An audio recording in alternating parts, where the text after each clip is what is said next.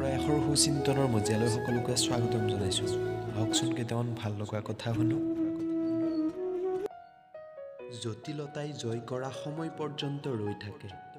আপোনত্বৰ ভাৱনা সদায় সুকীয়া। যিবোৰে ভাবি লয় জয়ী হ'ব, তেওঁই জয়ী হয়।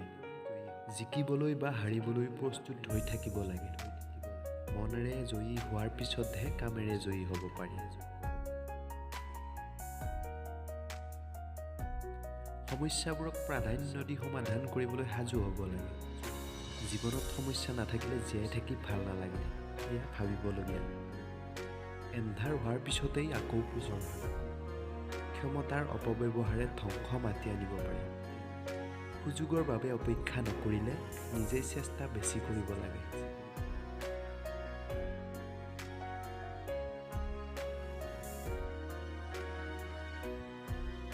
মিছা কথা কোৱাটো এটা অজুহাতেই।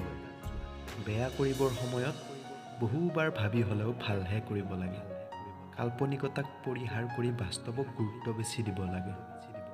জিকিব গ'লে হাৰিবও লাগে, সেয়া নিজে বুজি পাব লাগিব। জীৱনত অভিজ্ঞতাই পৰিপূৰ্ণতা প্ৰদান কৰে।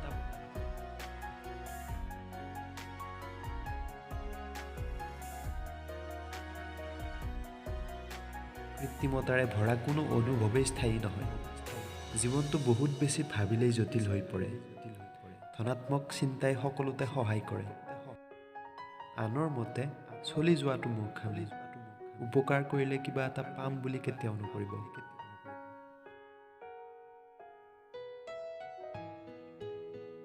সকলোৰে ভাল হ'ব পৰাকৈ আপোনাৰ চিন্তা জগতলৈ কিছু চিন্তা আগবঢ়ালোঁ। দৃষ্টি আপোনাৰ, চিন্তা আপোনাৰ আৰু সিদ্ধান্তও আপোনাৰ। ধন্যবাদ।